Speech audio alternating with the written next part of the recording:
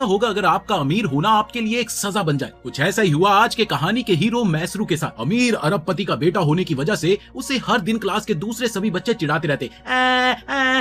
फिर भी ये लड़का आम लोगों की तरह ही एक सरकारी स्कूल में पढ़ता। इतना ही नहीं, उसके छोटे कद की वजह से सब उसे छोटू चाय वाला कहकर मजाक बनाते। ओए छोटू चाय वाले। पर असल में अपना वो छोटू छुपा हुआ काकोई मास्टर था, जिसके शरीर पर जगह जगह जख्म के निशान थे, क्योंकि हर रोज कुछ शैतानी ताकतों से घिरे गुड्डे और हथियारे उसे ढूंढते रहते, जिनका मकसद बहुत ही क्लियर था, उसका पैसा और प्रॉपर्टी। कहानी की शुरुआत एक मजेदार नक चढ़े से अमीर बच्चे मैसरू साइगा से होती है, जो कि अब साइगा फैमिली के सारे पैसों का वारिस होने वाला है। दरअसल साइगा परिवार जापान की सबसे बड़ी टैंक कंपनी का मालिक है। वहीं मैसरू एक लोकल सर्कस का शो देख रहा था, जहां वो किसी आम बच्चे की तरह ही एक्साइटेड था। उसे शो देखने में बहुत ही मजा आ रहा था कि वो कैसे करतब दिखाएंगे, कैसे क्या करेंगे। लेकिन तभी शो बुरी तरह से गड़बड़ा गया, क्योंकि परफॉर्मेंस अचानक से बेकाबू हो गया और उन पपेट्स ने पब्लिक पर ही हमला करना शुरू कर दिया। वहीं मैसरू अपने छोटे होने का फायदा उठाकर चुपके से सर्कस से भाग निकला। इसी बीच हमें एक सुंदर सी कटीली आंखों वाली लड़की नजर आती है, जो कि एक दूसरे सर्कस में अपना शो करने के लिए कपड़े बदल रही थी और अगले कुछ ही मिनटों में परफॉर्मेंस करने वाली थी। वहीं दूसरी तरफ नैरूमी कैटो नाम का एक part time mascot teddy bear के कपड़ों में नजर आता है,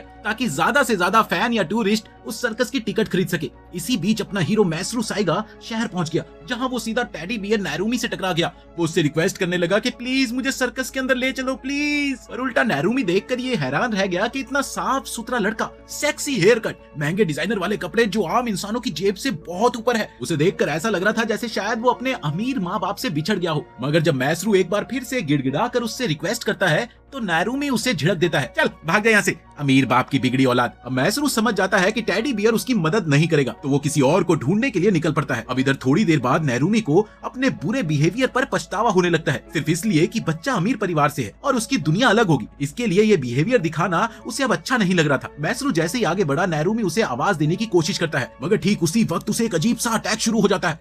ऐसा भयानक पैनिक अटैक या दौरा जिसमें उसे अचानक घुटन और अकड़न होने लगती है। और इस सिचुएशन से निकलने का सिर्फ एक ही रास्ता है कि वो किसी को हंसाए, ताकि उसका सिस्टम रीसेट हो सके। अपनी थोड़ी सी बची हुई सांस के सहारे वो शहर की भीड़ भाड़ वाली सड़क पर बड़े ही लिच्चड़ से अंदाज में अजीबोगरीब लौंडा डांस करने लग जाता है, बस इसी उम्मीद में कि उसे देखकर कोई तो हंसे, कोई तो हंसे। ऐसा ही चलता रहता है, लेकिन कुछ मिनटों तक कोई भी नहीं मुस्कुराता और वो लगभग दम घुटकर अब मरने ही वाला होता है कि तभी मैसरू मुड़कर उसे देखता है और जोर से हंस पड़ता है।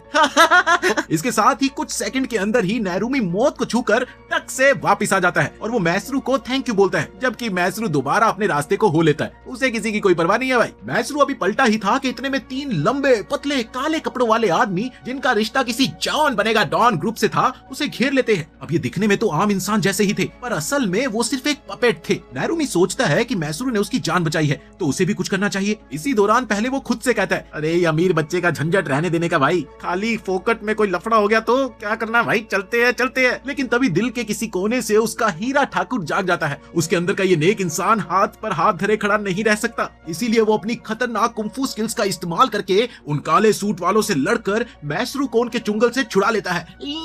काफी जोरदार फाइट के बाद भी उन आदमियों पर कोई असर नहीं दिखता। इसके बाद वो बिना बोले फिर से खड़े उठते हैं। नैरूमी, जो कि इस बात से अनजान है कि वो असल में इंसान नहीं बल्कि कठपुतलियां हैं, अब वो उनका सिस्टम ही पूरी तरह से हैंग करने की सोचते हुए एक का गला तोड़ देता है, जबकि दूसरे का तो भाई साहब हाथ ही उखाड़ देता है। लेकिन ये क्या, वो अजीब से दिखने वाले तातिया बिच्छू खुद को फिर से जोड़ लेते हैं। इसके साथ ही नैरूमी को उनकी सच्चाई का पता लग जाता है और वो मैसरू को पकड़कर भागते हुए शहर के पास वाले स्टेशन पहुंच जाता है, जहां से वो दोनों एक ट्रेन पर चढ़ते हैं ताकि शहर के किसी दूसरे हिस्से तक जा सके। इधर ट्रेन में नैरूमी गर्मी और पसीने से परेशान होकर अपना टैडी वाला सर बाहर निकालता है और अपना असली चेहरा दिखाता है। उसे देखते ही मैसरू कहता है, आए हाय छी छी थू थू थू थू, ये क्या देख लिया भाई, अरे तुम तो बिना मास्क के और भी ज्यादा डरावने दिखते हो। इस पर नैरूमी उसे डांटता है, एक तो मुझे मुसीबत में डाल दिया, ऊपर से आंख दिखाता है। वो उससे पूछता है कि आखिर वो आदमी उसे क्यों ले जाना चाहते हैं, कि तभी नैरूमी को फिर से अटैक शुरू हो जाता है। वो उसे गले से पकड़कर बोलता है, अबे हंस, अबे हंस, और मैसरू उसका अजीब सा हाव भाव देखकर फिर से हंस देता है जिससे अटैक रुक जाता है और नैरूमी एक बार फिर बच जाता है। उधर चीजें पटरी पर आ जाने के बाद मैसरू अपना इंट्रोडक्शन देता है कि वो जापान की बहुत बड़ी कंपनी साइगा ग्रुप लिमिटेड का मालिक बनने वाला है।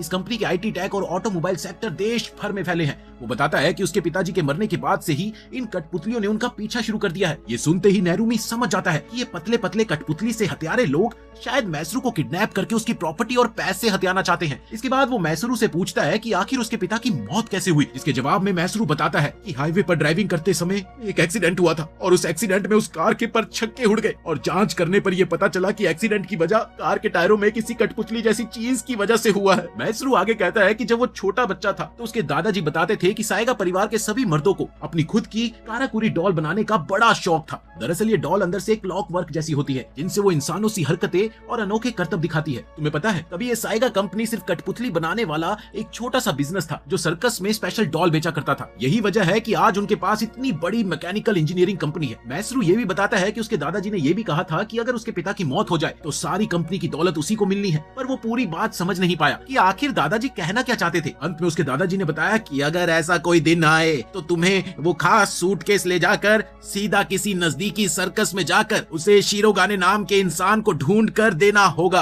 इतना सब कुछ सुनने के बाद नेरुमी उससे पूछता है आखिर ये शिरोगाने कौन है भाई, पर मैसरू को तो ये खुद नहीं पता। उसे बस इतना मालूम था कि ये बंदा किसी न किसी सर्कस में ही मिलेगा। नेरुमी समझ जाता है कि यही वजह थी कि मैसरू इतनी बेताबी से सर्कस में घुसना चाहता था। नेरुमी उसे आइडिया देता है कि ऐसे मामले में किसी बेतुके सर्कस में भागने से अच्छा है कि हमें पुलिस को बुलाना चाहिए। और ठीक उसी पल एक और कठपुतली हत्यारा ट्रेन के अंदर आ जाता है और वो नेरुमी के सभी हमलों को आसानी से रोकते हुए उसे पटक देता है। उधर नेरुमी उनके पागलपन भरे पावर को पहचान लेता है, फिर भी वो हार मानने को तैयार नहीं होता। इतना ही नहीं, वो अपनी आखिरी हिम्मत लगाकर इस अमीर बच्चे की रक्षा के लिए एक बार फिर से खड़ा हो जाता है। और ठीक इसी दौरान एक और काले कोट वाला पपेट ट्रेन की पटरियों पर आकर खड़ा हो जाता है, जिसे ड्राइवर इंसान समझकर इमरजेंसी ब्रेक लगाता है। पर वो तो एक लड़की की क्लॉकवर्क डॉल ही थी। अब हुआ भी कुछ ऐसा ही, ट्रेन के ब्रेक तो लग नहीं पाए तो ट्रेन ने उस आदमी के टुकड़े टुकड़े कर दिए। अब ट्रेन तो भैया पटरी से उतर गई। इस तगड़े एक्सीडेंट के होने से मैसरू बुरी तरह से डरकर रोने लगता है।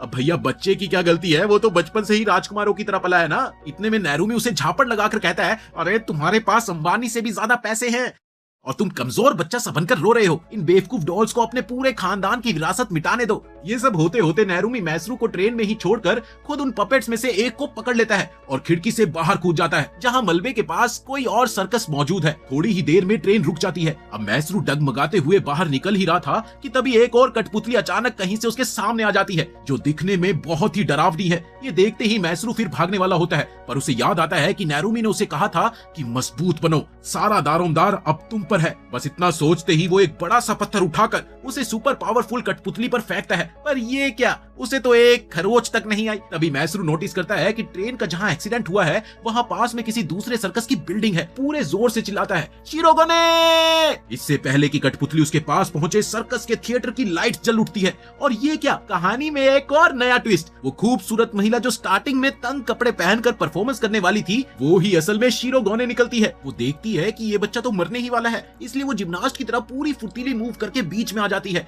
और मैसरू को मास्टर कहकर बुलाती है, मास्टर। इतना ही नहीं, वो अगले ही सेकंड कहती है कि मैं अपने मास्टर की रक्षा करूंगी। देर न करते हुए शिरोगाने तुरंत ही उस भारी से ब्रीफकेस को खोलती है जो मैसरू के दादा ने उसे दिया था, जिसमें से एक स्पेशल कठपुतली निकलती है, आर्ले क्विन। शिरोगाने इस लेजेंडरी कठपुतली का इस्तेमाल करके स्लेंडर मैन जैसे एनपीसी दुश्मनों को ऐसे निपटा देती है मानो वो रेयर पोकेमोन या यूगी-ओ का ट्रैप कार्ड हो। वहीं आर्ले क्विन इतनी ओपी है कि वो उन सभी कठपुतलियों को आसानी से मार गिरा सकती है जो मैसरू को नुकसान पहुंचाने आई हो। इसके बाद शिरोगाने मैसरू को संभालती है, इस पर मैसरू पूछता है कि वो कौन है और इस डॉल को कैसे चला पा रही है। शिरोगाने बताती है कि जब वो बच्ची थी तब उसके मम्मी पापा सायगा परिवार की फ्रांस वाले विला में नौकर की तरह काम करते थे और मैसरू के पिता ने उससे ये वादा लिया था कि अगर मेरे बेटे पर कोई भी आफत आई तो तुम उसकी रक्षा करोगी। मुझसे वादा करो, करोगी ना रक्षा। इधर नेरुमी भी कठपुतली को Randy Orton style power slam करके एक बार फिर से खड़ा हो जाता है। हाँ, उसे थोड़ी बहुत चोट तो लगी थी, पर वो शिरोगाने को देखकर काफी हैरान हो जाता है। वो सोचता है कि उसे तो मिस्टर टेडी बियर रीज मोड में एंट्री करनी चाहिए, पर फिर उसकी नजर शिरोगाने पर जाती है जो मैसरू को ऐसे गले लगाए हुए हैं जैसे गन्ने के जूस की मशीन में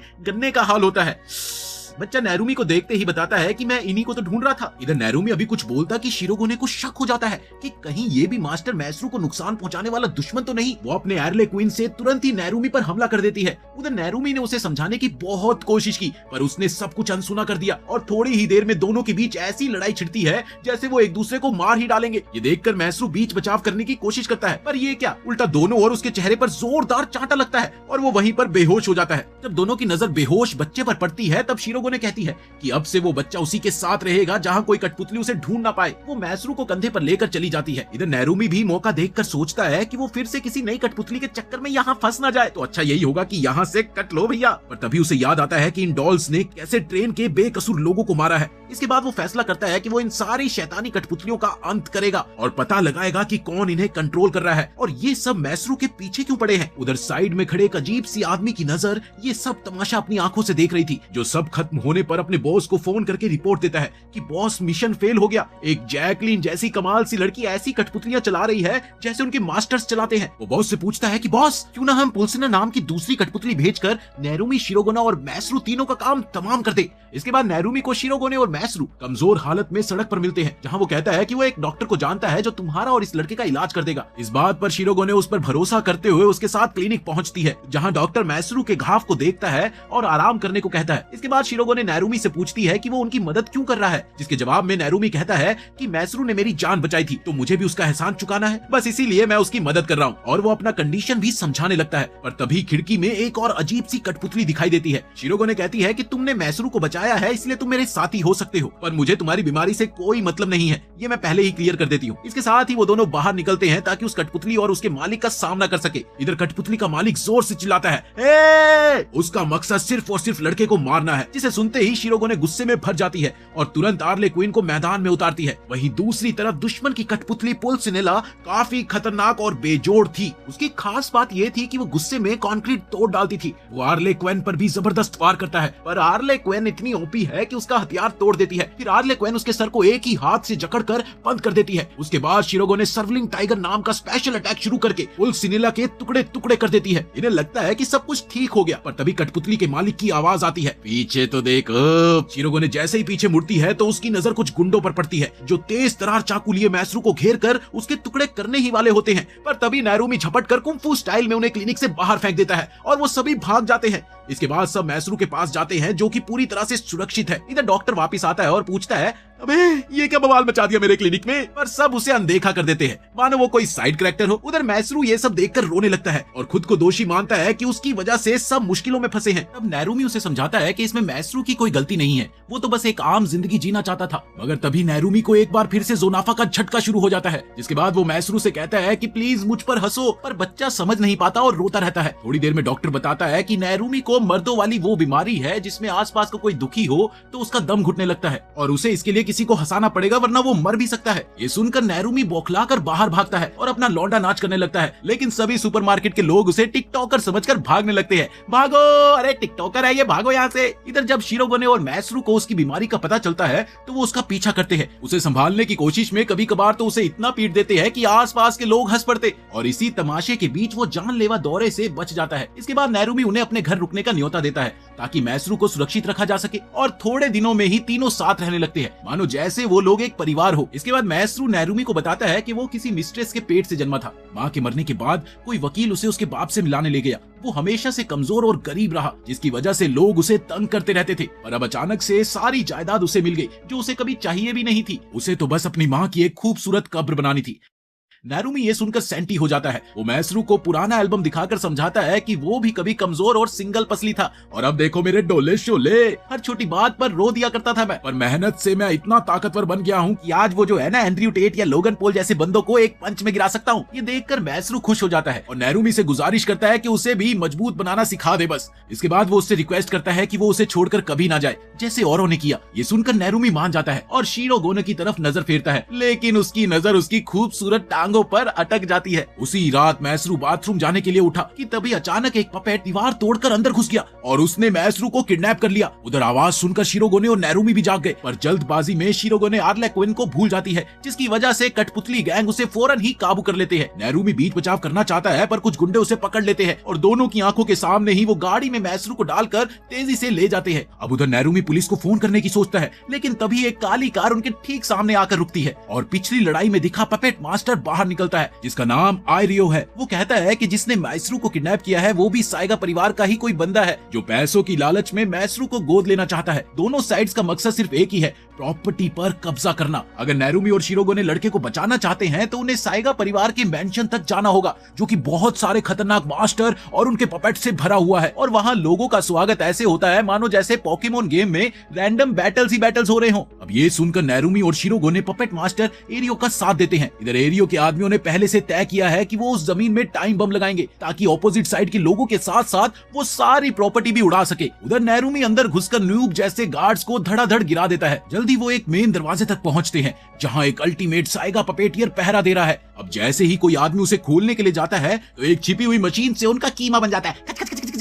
अब शिरोगोने को ये झंझट बकवास लगता है, इसीलिए वो अर्ले क्वीन को लेकर आती है और उस दरवाजे और गार्ड्स दोनों को ही तहस नहस कर देती है। इधर मैसरू एक आलीशान बिस्तर पर होश में आता है जहां वही किडनैपर जो कि उसका अंकल जिंजी है उसे बताता है कि वो उसे अपने बेटे के रूप में गोद लेना चाहता है पर बस पैसों के लिए और कुछ नहीं। अब ये सुनते ही मैसरू समझ जाता है कि ये भी उसके पापा की तरह ही खराब इंसान है तो वो उसके कमर के नीचे लात मारकर भाग जाता है। इसी दौरान एक पुराने कमरे में उसे अपने पिता की एक डायरी मिलती है जिसे पढ़कर उसे एहसास होता है कि असल में इसके पिता ने ही पपेटियर्स को एक दूसरे को मिटाने के लिए उकसाया था। इधर जेंजी मैसरू को फिर से पकड़ लेता है। ओहो, तो तुम यहाँ छुपे हो।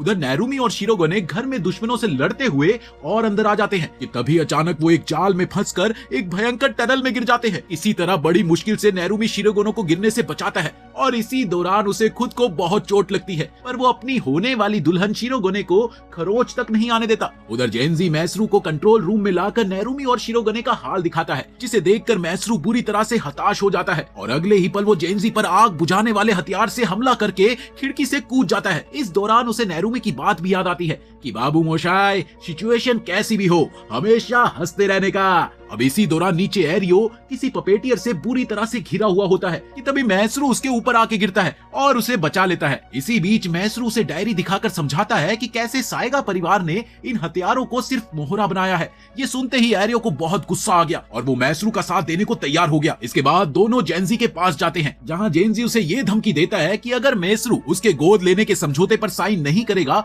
तो वो उसके साथियों को काट देगा, काट। उसने कोई डोर से चलने वाली कठपुतली को उन दोनों पर ही तैनात कर रखा था। अपने दोस्तों का ये हाल देखकर मैसरू साइन करने के लिए मान जाता है कि तभी मास्टर ने उसे बताया, चीटिंग कर रहा है तेरा चाचा, एक नंबर का धोखेबाज है ये। अब ये सुनते ही वो अपने चाचा की टांगे तोड़कर वहाँ से भाग जाता है और फिर पपेट मास्टर की मदद से सीधा अपने दोस्तों के पास पहुँचता है जहाँ दरवाजे के खुलते ही वो एक बार फिर से जेंजी के कब्जे में आ जाता है और इस बार जेंजी ने उसका स्वागत अपने कटर पपेट से किया जिसने सीधा मैसरू पे हमला करके उसके हाथ को ब्लेड से घेर दिया। अगले ही पल जेंजी की आवाज आती है, अरे अब तो साइन कर दे भरोसे वाले, वरना ये हाथ हमको दे दे। इसी बीच शिरोगोने लपक कर बीच में आती है और अपने हाथ कटवाने को तैयार हो जाती है पर नारुमी को ये बर्दाश्त नहीं होता। आखिर जिस लड़की पर उसका क्रश है वो भला टूंडी थोड़ी ना अच्छी लगेगी।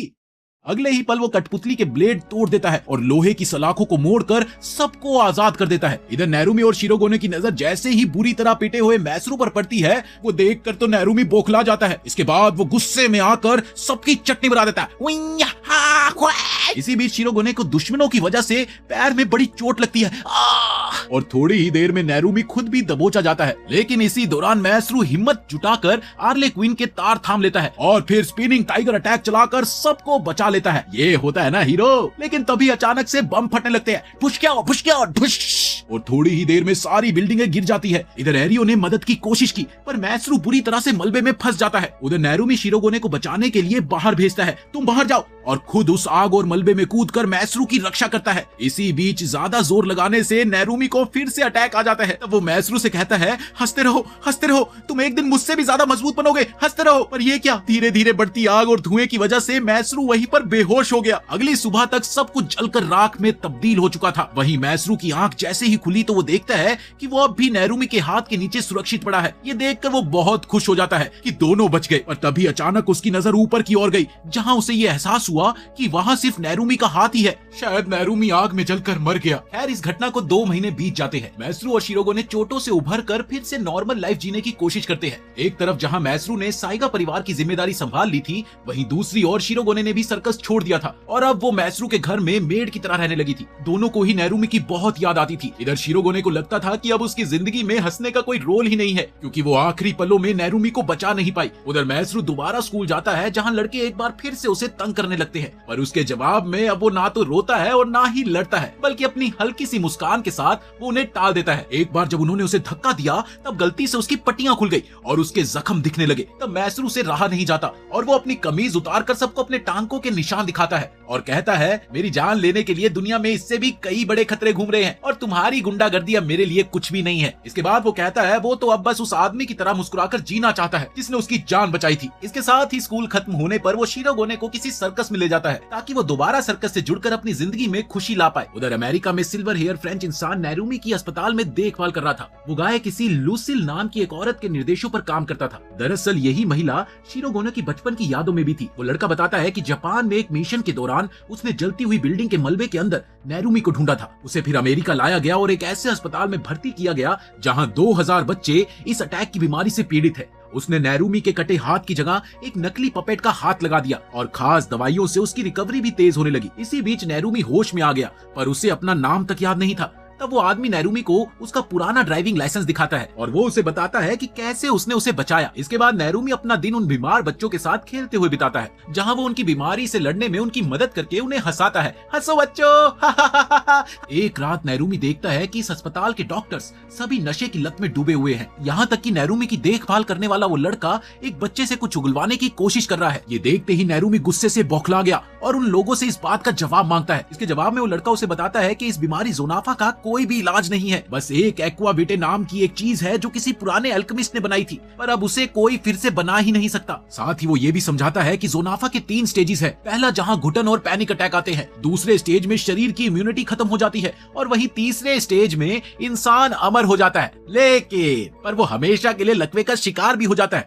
ये बीमारी किसी ऑटोमेशन के गुट द्वारा फैलती है जिसका नाम मिडनाइट सर्कस बताया गया है। ये वो ग्रुप था जो इंसानों को नष्ट करना चाहते हैं। वो बताता है कि अगर इन्हें रोका नहीं गया तो पूरी दुनिया ही जोनाफा की बीमारी से तबाह हो सकती है। ये सुनकर नैरुमी को गुस्सा आता है कि कैसे ये मैकेनिकल राक्षस मासूम बच्चों को तबाह कर रहे हैं। वो किसी भी कीमत पर इन्हें रोकना चाहता है। तब वो लड़का बताता है कि उसने एक्वाविटे का आखिरी हिस्सा नैरुमी को ठीक करने में लगा दिया, जिसकी वजह से उसकी रीजनरेशन पावर और शरीर की शक्ति बढ़ी है। अब वो पूरी तरह से बिल्कुल ठीक है। इस नई जिंदगी के बदले वो लड़का चाहता है कि नैरुमी भी एक कठपुतली चलाने वाला योद्धा बने और इन ऑटोमेशन से लड़े। शिरोगोने शब्द सुनते ही नैरुमी को अपने पास्ट के बारे में थोड़ा सा याद आता है। उसी समय लूसी लाकर बताती है कि ऑटोमेटा ने यहाँ पर हमला कर दिया है। ये सुनते ही नैरुमी बच्चों की रक्षा के लिए उनसे जा भिड़ा और सारे ऑटोमेटा को चूर चूर कर दिया। अब नैरुमी उस लड़के की बात मानकर एक तगड़ा शिरोगोने बनने की कसम खाता है। इधर जापान में शिरोगोने किसी सड़क पर सर्कस ट्रिक दिखाकर पैसे कमा रही थी ताकि अपने नए सर्कस के फंड के लिए पैसे जोड़ सके। उसकी परफॉर्मेंस के बाद विल्मा नाम की एक लड़की उससे छुरे फेंकने की बाजी लगाती है और इतना ही नहीं, वो बड़ी आसानी से उससे जीत भी जाती है, जिसके बाद उन दोनों में दोस्ती हो गई। असल में विल्मा एक कॉन्ट्रैक्ट किलर थी जिसे मैसरू को मारने का कॉन्ट्रैक्ट मिला था और इसी दौरान एक रात उसने मैसरू पर हमला कर दिया। पर ठीक उसी समय वहाँ पर शिरोगोने बीच में आ गई और इसके साथ ही दोनों में खतरनाक लड़ाई शुरू हो गई। विल्मा के नाइफ मानो गोलियों की रफ्तार से निकलते हैं, जिससे शिरोगोने पूरी तरह से छलनी हो गई। यहाँ तक कि उसके सर में भी एक चाकू घुस जाता है, पर इसके बावजूद भी वो हार नहीं मानती और आखिरकार वो विल्मा को हरा देती है। इसके बाद वो कहती है कि वो एक्वाविटे की बदौलत अब भी खड़ी है। उधर मैसरू के रिक्वेस्ट पर शिरोगोने विल्मा को मारती नहीं बल्कि उसके घाव पर पट्टी बांध देती है। इसके साथ ही विल्मा की जान बख्श दी गई, जिससे विल्मा का दिल पिघल गया और वो उन्हें मारने की बजाय उसी सर्कस में नाइफ थ्रोअर बनकर शामिल हो जाती है। फिर कुछ दिन बीतते हैं, जिसके बाद शिरोगोने ने काफी पैसा जमा कर लिया था और जिन पैसों से मैसरू और बाकी सभी लोग एक बड़े सर्कस शो का आयोजन करते हैं। उधर शिरोगोने अब भी नैरुमी के खोने का दुख मनाती हुई अपने आप को दोष देती है कि काश उसने उसे कुछ ज्यादा अपनापन दिखाया होता, पर उसे सर्कस में अब भी परिवार सा माहौल ही मिल रहा है। इधर लड़का, नैरुमी और लूसिल तीनों चीन जाने वाली फ्लाइट में बैठते हैं, जहां उड़ान के दौरान कुछ ऑटोमेटा ने प्लेन को हाईजैक कर लिया और पायलट्स को मार दिया। अब उनका अगला मकसद बम लगाकर जहाज को उड़ा देना है। ये देखकर नैरुमी और उसके साथी प्लानिंग करके उन पर पलटवार करते हैं, जिससे सभी पैसेंजर बुरी तरह से डर गए। ऑटोमेटा पैसेंजर्स को धमकाते हुए कहता है कि नैरुमी पर जितना हमला होगा उतनी बार वो लोगों की उंगलियां तोड़ेंगे। इसके बाद नैरुमी 7 हमलों को झेलता है, जिससे और कोई नहीं बल्कि लड़के की 7 उंगलियां तोड़ दी जाती है। इसके बाद लड़का अपनी कठपुतली ओलंपिया तैनात करता है, जो रॉकेट बूस्टर जैसी टेक्नोलॉजी से भरी पड़ी है और जहाज के बाहर जाकर इंजन उड़ाने पर उतारू ऑटोमेटा को रोकती है। वो किसी न किसी तरह से जहाज को जापान के किनारे पर उतार देते हैं, जहां मैसरू का सर्कस चल रहा है। एक ऑटोमेशन बाहर निकलता है और सीधा मैसरू पर हमला करता है। ये देखकर शिरोगोने उसे बचाने के लिए बीच में आ गई, पर उस ऑटोमेटा के वार से वो बुरी तरह से घायल हो गई। उधर ऑटोमेशन ने गलती से शिरोगोने का खून चख लिया कि तभी अचानक नैरूमी वहां आकर उसे खत्म कर देता है। उसने मैसरू के सिर पर हाथ फेरा और फिर तेजी से गायब हो गया, जैसे वो धुएं में कहीं पर खो गया हो। ये देखकर शिरोगोने और मैसरू इस सोच में पड़ जाते हैं कि क्या वो अभी भी जिंदा है। उधर नैरूमी इसके बाद लूसिल के साथ वापस चीन लौट गया, जबकि वो लड़का यहीं पर घायल होकर अपना दर्द सहता रहता है। इधर शिरोगोने को पता चलता है कि वो लड़का उसका पुराना गुरु है, जिसने उसे कठपुतली चलाना सिखाया था। अब वो बुरी तरह से घायल है, इसीलिए शिरोगोने और मैसरू उसकी देखभाल करते हैं। एक रात मैसरू को बुरे सपने आते हैं, जिसके बाद वो सोचता है कि उसे समझना होगा कि उसके पिता ने सब कुछ उसी के नाम क्यों कर दिया और इस पूरे रहस्य के पीछे आखिर बात क्या है। उधर नैरूमी भी अपने पुराने कुंफू मास्टर के गांव जाता है, जहां पर वो मास्टर की बेटी से मिलता है, जिसने उसे बताया कि उसके पिता जोनाफा का इलाज ढूंढने के लिए स्प्रिंग ऑफ लाइफ की तलाश में है, ताकि वो उसका पानी पीकर ठीक हो सके। थोड़ी ही देर में उसे वहां पर मास्टर पत्थर पर बैठा दिखाई देता है। नैरूमी उसे कठपुतलियों और दुनिया पर मंडराते खतरे के बारे में सब कुछ बताता है। तब बूढ़ा उसे बताता है कि वो बाई परिवार से था, जिन्होंने काराकुरी डॉल, एक्वाविटे और अनजाने में जोनाफा फैलने वाली चीजों की नींव रखी थी, वो भी सदियों पहले। दरअसल यिन और जिन 2 भाई थे, जिन्हें गलती से एक ही लड़की पसंद आ गई। अब लड़की का चक्कर तो खतरनाक होता ही है, और यही कारण भी बना। जहाँ यिन ने लड़की से शादी कर एक्वाविटे की खोज करी, वहीं उसी लड़की की चाह ने जिन को शैतान बना दिया। इसी बीच पेंटालोन, जो कि उन 4 सबसे पुराने ऑटोमेटा में से एक माना जाता है, वो वहां पर आ गया। उसने बताया कि किसी को नहीं पता कि जिन नाम का छोटा भाई कहाँ गया। इतने में मास्टर डायनामाइट से विस्फोट करके खुद कुर्बान हो जाता है, बूम, ताकि नैरूमी और उसके लोग बचकर आगे बढ़ सके। इसके बाद लूसिल किसी शिरोगोने डॉग की मदद से पेंटालोन का सुराग ढूंढती है, जिसने उसे मिडनाइट सर्कस के बेस तक पहुंचा दिया। वो वहां पर सारे शिरोगोने योद्धाओं को फाइनल लड़ाई के लिए बुलाती है। अब शिरोगोने वो लोग हैं जिन्होंने अपने शरीरों में मैकेनिकल बदलाव कर रखे हैं, ताकि वो ऑटोमेटा से लड़ सके, और वहां पर बहुत बड़ी गिनती में योद्धा इकट्ठे होते हैं। अरे भैया, बात दिलचस्प तो तब हो गई जब सैकड़ों लोगों के आने के बाद भी रूल्स बड़े ही अजीब से रखे गए। और वो रूल क्या था? 1-on-1 लड़ाई, जिसमें सिर्फ जीतने वाला ही आगे बढ़ेगा। लूसिल, फातिमा, रकेनफिल, टीम टार और नारूमी जैसे 6 चुनिंदा शिरोगोने सर्कस टेंट में घुसते हैं, जहां उन्हें निचले दर्जे के बहुत से ऑटोमेटा से लड़ना पड़ता है। नारूमी कई सारों को तोड़ता जाता है। अब कुछ शिरोगोने साथी कमजोर भी साबित होते हैं, इसीलिए वो मारे जाते हैं। नारूमी एक खूंखार ऑटोमेटन को हराता है, जिसने पिछले कुछ बंदों को मार दिया था। आगे फातिमा और मिंगशिया भी कुछ बेस लेवल डॉल से लड़ते हैं। इसके बाद उन्हें 2 दरवाजों में से एक दरवाजा चुनना होता है, जिसके बारे में ऐसा कहा गया है कि ये दरवाजा लेडी फ्रांसीन तक जाता है, यानी कि जिसके लिए ये सब ऑटोमेशन काम करते हैं, उस लेडी तक जाएगा ये दरवाजा। और वहीं दूसरा दरवाजा डाउटोर नाम के दुश्मन की चाल हो सकती है। इरियो, जो कि पपेट मास्टर होने के साथ साथ एक अमीर और उबा हुआ सा आदमी था, दोबारा कहानी में आता है। उसका साथी इरेन उसे मनाकर वापस युद्ध में चलने की जिद करता है, जिसके बाद उसने अपने पुराने गांव जाकर कई सारे हथियार उठाए और फिर वो रेगिस्तान का सहारा लेकर मिडनाइट सर्कस के अड्डे तक पहुंच ही गया। उधर नैरूमी एक लंबी सीढ़ी से नीचे उतरता है, जहां उसे डाउटोर स्क्रीन पर दिखता है। वो बताता है कि ये कोई आम कमरा नहीं है, बल्कि स्पाइक्स वाला कमरा है, जो हर 3 मिनट में थोड़ा सा नीचे सरकेगा और शायद कुल 18 मिनट में सबको कुचल देगा। इसके बाद नैरूमी एक रोबोटिक शिरोगोने रेना को बेहोश कर देता है, ताकि दूसरे लोग बच निकले, और वो खुद स्पाइक्स को रोकने में लग जाता है। इसी दौरान शरीर में वो जगह जगह से छलनी होता जाता है, पर आखिरकार उन्हें भी बचा ही लेता है। आगे जाकर उसे कुछ और शिरोगोने मिलते हैं, जिनमें से 2 की लाशें नीचे जमीन पर दिखती है। अब इधर अचानक एक बहुत बड़ा क्रशर उन्हें कुचलने आया ही था कि एक महान शिरोगोने 5 मिनट तक उसे रोक कर रखता है और अंत में अपनी जान तक दे देता है। और इस दौरान नैरूमी और रेना आगे बढ़ते हुए आखिरकार मेन सर्कस एरिया में आते हैं, जहां पर 4 पुराने ऑटोमेटा पहले से ही मौजूद थे,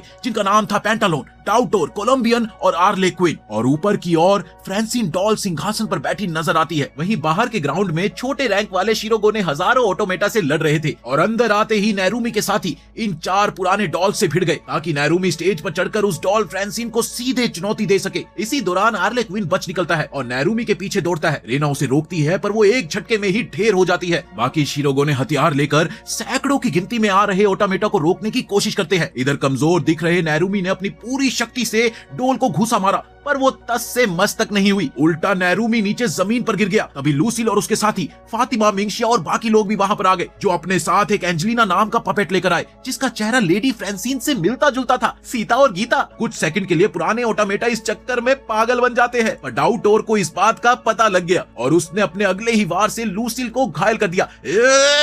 पर इस वार से डाउटर खुद भी घायल हो गया। उधर फातिमा और एक डॉक्टर शिरोगो ने मिलकर नेरुमी को ऑपरेटिंग टेबल पर ले जाते हैं, क्योंकि उसका एक्वाविटे इंजेक्शन खत्म होने लगा था, जिससे उसका शरीर पत्थर जैसा होने लगा। अब डॉक्टर मजबूर होकर बाकी मरे हुए शिरोगोनो के मशीन पार्ट्स निकालकर नेरुमी के शरीर में जोड़ता है, ताकि वो जिंदा रह सके। इसके बाद लूसील आखिरी बार उसे हिम्मत देती है कि वापस जाओ और लड़ो। उधर कॉलिन भी एंजेलिना का सच जानकर अब वापस उठ खड़ी होती है, जहां उसका सामना करते हुए एक खूबसूरत सा डार्क शिरोगो ने उस पर जहरीले सांप वाले पपेट से हमला करता है। उधर नया दोबारा से जन्मा नेरुमी अपने नए मैकेनिकल बॉडी के साथ सामने आता है और बाकी बचे ऑटोमेटा को तोड़ता जाता है। पेंटालोन आखिरी वार की कोशिश करता है, पर वो भी टाए फिश हो जाता है। उधर धीरे धीरे नेरुमी फ्रेंसिन डॉल के पास पहुंच गया, जहां उसने फ्रेंसिन से जोनाफा को रोकने की बात कही। उसे पता चलता है कि वो कोई असली फ्रेंसिन डॉल नहीं, बल्कि वो एक रिप्लिका है, और बस असली डॉल को ही पता है कि जोनाफा को कैसे रोका जा सकता है। ये सुनते ही नेरुमी गुस्से से लाल हो गया और उसने एक ही झटके में उसे खत्म कर दिया। इधर मैसरू दोबारा से नॉर्मल जिंदगी जी रहा है और शिरोगोने को नेरुमी की याद सताती है। तुझे याद न मेरी आई। तब एक आदमी उससे कहता है कि कभी किसी को अकेले आगे बढ़ने देना ही सच्चा प्यार होता है, पर शिरोगोने इस बात पर ध्यान नहीं देती। वो फिर भी उसे ढूंढने निकल पड़ती है। फिर आता है वो पल जब रास्ते में नेरुमी और शिरोगोने मिलते हैं, लेकिन नेरुमी अपनी अधिकतर याददाश्त खो चुका है। अब वो उसे फ्रेंसिन डॉल समझता है। उसे ऐसा लगता है कि सारे दुखों की जड़ यही है। पर आगे से शिरोगोने कहती है कि मेरा असली नाम लियोनोर है, तुमने मुझे मुस्कुराना सिखाया था। पर नेरुमी नहीं मानता और उसे मारने का फैसला करता है। इस पर वो बस इतना कहती है कि अगर तुम्हें मेरी बातों पर यकीन नहीं है तो तुम अपनी मर्जी कर सकते हो, पर मैं सच बोल रही हूँ। ये सुनते ही वो वार करने से पहले ऐन वक्त पर रुक जाता है और उलझन में भाग जाता है। उधर मैसरू अपने पिता के मकसद का सुराग जानने के लिए पुराने जले हुए पारिवारिक मेंशन जाता है, जहाँ वो 30 सालों से इंतजार कर रहे किसी माली से मिला। अब माली ने उसे एक डिब्बा और उसके पिता का खत दिया। ये तुम्हारे पिताजी का है, रख लो इसे, जिसमें एक खास बेसमेंट के दरवाजे को खोलने की बात लिखी हुई थी। अब ये देखकर मैसरू हैरान होता है कि उसके पिता ने 30 साल पहले ही ये सब कैसे सोच लिया था। खैर, उसके अंदर जाते ही एक रिकॉर्डिंग चलती है, जिससे पता चलता है कि असल में मैसरू का पिता सदायोशी बहुत ही खतरनाक इरादों वाला इंसान था, जिसने मैसरू को सिर्फ इसलिए पाला ताकि बड़े होकर वो उसके शरीर पर कब्जा कर सके। उसने मैसरू के दिमाग में कोई बायो चिप लगाई थी, जिससे सदायोशी की यादें उसके मरते शरीर से मैसरू में ट्रांसफर हो जाए। मगर ट्रांसफर में कुछ गड़बड़ हो गई, इसीलिए उसने ये पूरा बेसमेंट वाला इवेंट सेटअप करके रिकॉर्डिंग छोड़ दी, ताकि मैसरू के दिमाग में छुपी यादें जाग सके। अब ये सुनकर मैसरू बुरी तरह से हिल गया। तभी उसे 3 बहुत ही एडवांस कठपुतलियां दिखाई देती है, जिन्हें उसके पिता पीछे छोड़ गया था। इसी बीच मैसरू ने वहां से भागना चाहा और वहां पर 2 लोग और मौजूद थे, जो आर्ले के कबीले के बताए गए, और साथ ही वो मैसरू के दादा शोजी के कर्जदार भी थे। अब वो सामने आकर मैसरू पर हमला कर देते हैं। उन्हें ये ऑर्डर था कि अगर मैसरू इस कमरे में घुसा तो वो उसे मार दे, ताकि सदायोशी की दोबारा जिंदा होने की प्लानिंग रुक जाए। उधर मैसरू जैसे तैसे बचकर एक कमरे का दरवाजा अंदर से बंद कर लेता है, लेकिन तभी अचानक एक आवाज ने उसे सूटकेस खोलने का तरीका बताया, जिससे वो उन 3 कठपुतलियों की मदद लेकर हमलावरों को हरा देता है। थोड़ी ही देर में उसे पता चलता है कि दरअसल वो आवाज एक छोटे पंछी नुमा कठपुतली की है, जिसे उसके पिता ने नए सदायोशी को इंस्ट्रक्शन देने के लिए बनाया था। पर अब वो मैसरू के साथ है। उसे ये भी पता चलता है कि शोजी अभी भी जिंदा है, मगर उसका शरीर आधा खराब हो चुका है, इसलिए उसे किसी खास लिक्विड भरे टैंक में रखा गया है। वो आदेश देता है कि मैसरू को उसके पास लाया जाए, ताकि उसे पता चले कि वो वाकई में मैसरू है या सदायोशी। बस फिर क्या था, कबीले के लोग उड़ती हुई कारों में मैसरू को उठाकर ले जाते हैं। वहाँ शोजी उसका इंतजार कर रहा होता है और वो उसे देखता है, पर वो ये मानने को तैयार नहीं था कि ये मैसरू ही है। उसे तो वो बिल्कुल सदायोशी ही लग रहा था और इसीलिए वो उसे सदायोशी ही कहता है। इसके बाद शोजी ने मैसरू को अपना खून जबरन पिला दिया, जिससे मैसरू सदियों पुरानी अपनी पास्ट की यादें देखने लगता है। दरअसल 200 साल पहले बाई यिन नामक एक आदमी ने अपने छोटे भाई बाई जिन को छोड़ दिया और जापान आकर किसी शोजी नाम के बच्चे को डॉक्टरी और तलवारबाजी सिखाने लगा। समय के साथ साथ शोजी भी बड़ा हो गया और वो किसी विदेशी महिला एंजेलिना, जो कि लूसिल की बेटी है, उससे मिला और उसे एंजेलिना से प्यार हो गया। दोनों ने साथ में मिलकर एक सफल पपेट बिजनेस खड़ा किया। अब धीरे धीरे समय बीतता जाता है और उसके साथ साथ उन्होंने डीन नामक एक बच्चे को गोद ले लिया, जिसका दूसरा नाम शिरोगोने रखा जाता है। अब आता है कहानी में ट्विस्ट, क्योंकि सदायोशी दरअसल वही बाई जिन निकला। जो अलग अलग शरीरों में जीता रहा है। सारी बातें देखकर शोजी फिर भी समझ नहीं पाता कि मैसरू असल में है कौन। इसी बीच मैसरू वहां से भाग निकलता है और सीधा शिरोगोने से टकराता है, पर ये क्या, इधर वो आदमी भी उसे मारने पर उतारू हो जाता है। अंत में मैसरू जब किसी पहाड़ से गिर रहा होता है तब उसे याद आता है कि बाइजिन यानी कि सदायोशी ने सदियों से ये कहानी रची थी ताकि वो दूसरे लोगों के शरीर लेता रहे, जैसे कि शिरागोने का बचपन बिगाड़ा, खुद मैसरू का पिता बना ताकि एक दिन अपनी यादें बेटे के शरीर में ट्रांसफर कर सके। और तभी फेसलेस नाम का इससे भी ज्यादा बेकार शख्स सामने आता है। असल में वही बाइजिन है जो कि एक और शरीर में था। ओ माय गॉड, कितनी कंफ्यूजन है यार। वो शिरोगोने को उठा लेता है और साथ ही मैसरू को धमकी देता है कि अगर शिरोगोने को बचाना है तो मेरे खेल में उतरो, वरना मैं तुम्हारी बॉडी पर भी कब्जा कर लूंगा। कि तभी अचानक सबको एक एक करके जुनाफा का अटैक शुरू हो जाता है। धीरे धीरे पूरी दुनिया भर में जुनाफा का प्रकोप बढ़ जाता है, जैसे कि कोरोना का बढ़ गया था। एक और जहां वो फेसलेस टीवी पर सामने आकर विशाल कठपुतलियां तमाम जगहों पर फैलाता है, वहीं मैसरू अपनी कठपुतली पर चढ़कर उनसे लड़ता है। पर दरअसल बात ये थी कि वो पपेट्स जुनाफा बग से बने थे। उधर नेरुमी हैरी नाम के मशीन से वायरस मिटाने की कोशिश करता है। चारों तरफ डर का माहौल बढ़ता जाता है और फिर आखिरकार मैसरू एक रॉकेट में बैठकर अंतरिक्ष स्टेशन में पहुंचता है जहां पर फेसलेस छिपा था। इधर लियोनोर, जो कि शिरोगोने का असली नाम है, एक पागल ऑटोमेटन हार्ले क्विन के हाथों शादी का जोड़ा पहनने को मजबूर होती है, पर नेरुमी उसे बचा लेता है और साथ ही अपने प्यार का इजहार भी करता है, मैं तुमसे बहुत प्यार करता हूँ। उधर मैसरू ऑर्बिट में फेसलेस से लड़ता है। अब फेसलेस ने दोबारा मैसरू का दिमाग ओवरराइड करना चाहा, पर लियोनोर के खून में मिली एक्वाविटे की ताकत मैसरू के शरीर में भी पहुंची थी, जिससे उसने फेसलेस की डाउनलोडिंग को ही फेल कर दिया और फिर वो फेसलेस के अंतरिक्ष स्टेशन का रास्ता मोड़कर समुद्र में गिरा देते हैं। वहीं दूसरी ओर लियोनोर गाना गाकर दुनिया भर में जोनाफा के मरीजों को शांत करती है और अंत में फेसलेस अपने ऑटोमेटा के साथ ही मरना पसंद करता है। 6 साल बीत जाने के बाद नेरुमी और शिरोगोने शादी कर चुके हैं। वो लोग दुनिया घूमकर सर्कस के शो करते हैं। उधर मैसरू उसी तरह टेडी बियर वाली कॉस्ट्यूम पहनकर उनके शो की एडवर्टीजमेंट कर रहा है और इस तरह काराकुरी सर्कस खत्म होता है। अगर वीडियो अच्छी लगी हो तो लाइक करें और ऐसे ही मजेदार एनिमे सुनने के लिए हमारे चैनल को सब्सक्राइब कर लो। मिलते हैं अगली वीडियो में।